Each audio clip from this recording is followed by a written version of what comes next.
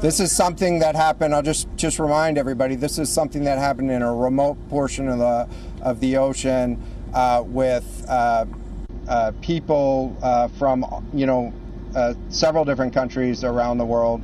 And so it is a complex case to work through, but I'm confident that those questions will begin to get answered. From the UK, is there any suggestion that time factors, speed, anything could have prevented this or saved 5 people on board, or is this quite simply a catastrophic accident? The question was there any suggestion that time factors may have played a role or consideration in the casualty here? And so the debris field is consistent with a catastrophic implosion of the vessel. Again, while we were prosecuting the search, we had listening devices in the water throughout and did not hear any signs of catastrophic failure from those. And so we're going to continue to investigate, or we're going to continue to document the information there and understand, based on all the information we have, the timeline.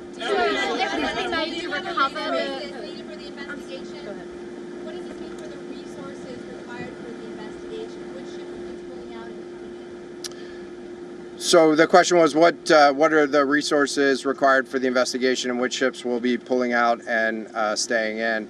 And so it's too early for me to talk about an investigation. That's a decision that's going to be taken outside of the search and efforts that I was leading. But we do have a number of vessels. We have 9 vessels on the scene right now. We had medical personnel on scene. We had other technicians on scene. And so we will begin to demobilize personnel and vessels from the scene over the course of the next 24 hours. But we're going to continue remote operations on the seafloor.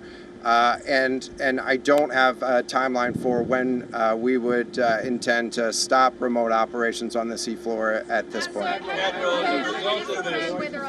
as a result of this, do you think there should be changes in the way these are safety rated or inspected so that this won't happen again? Yeah, the question was essentially about, do you think that there should be changes in safety ratings or inspection for these standards? I know that there's a lot of questions about why, how, when this happened, and the members of the Unified Command, have those questions too, as professionals and experts that work in this environment. And this is an incredibly difficult and dangerous environment to work in out there. But those questions about the regulations that apply and the standards, that's going to be, I'm sure, focus of future review. Right now, we're focused on documenting the scene and continuing the subfloor operation. We don't know the timing here, but there was the banging noises yesterday that redeployed the ROVs to this area. Is there anything conclusive in those noises, and did that redirection and then finding this debris field today all help? So throughout the search efforts, we reacted to the information that we had available to us. And while we continue to send it off for deeper analysis, again, really complex operating environment for us to work in. Let me check with the experts, but there doesn't appear to be any connection between the noises and the location on the seafloor. Again, this was a catastrophic implosion of the vessel, which would have generated a significant broadband sound down there that the sonar buoys would have picked up. This will be the last question. Can I just ask you about your comment regarding bring the The families? ROV that dropped into the ocean today arrived early this morning. It seems and swiftly was able to find the people. We can talk about the speed of that. And also, were all of the assets involved? Was any help turned away as some lawmakers, for instance,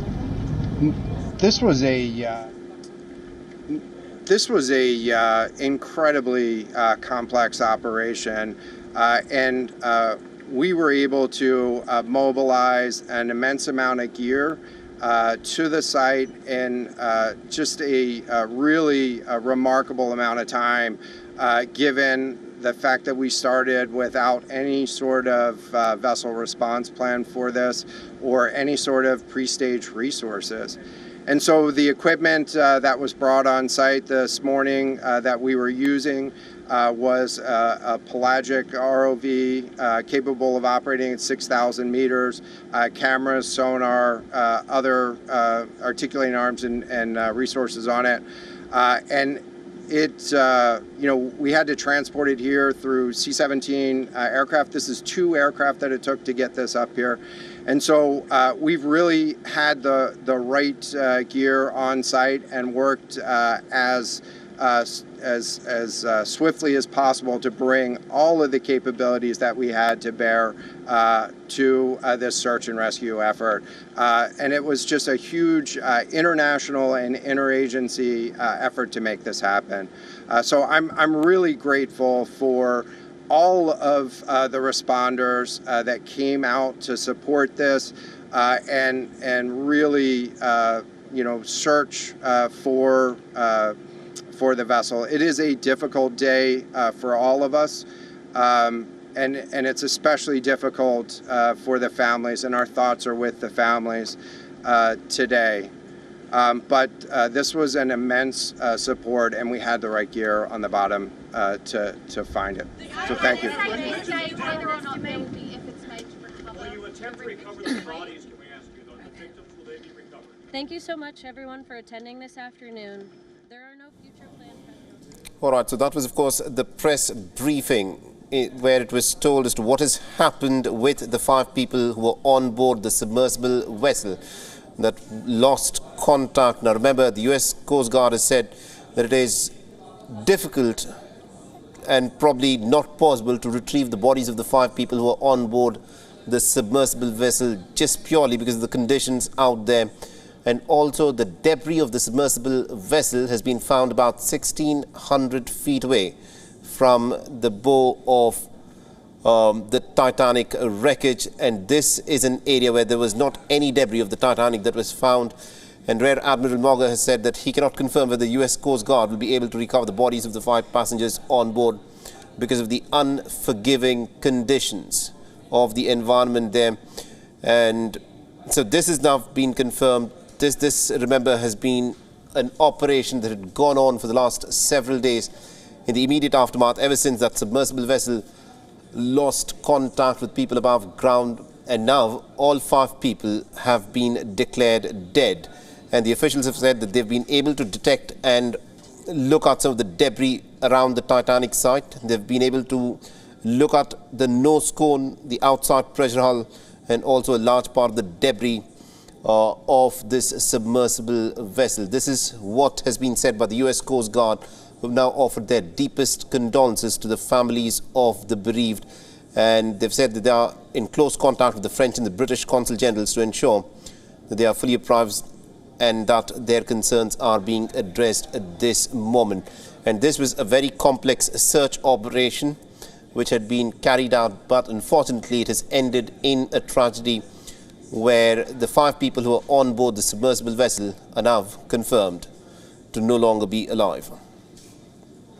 WION is now available in your country. Download the app now and get all the news on the move.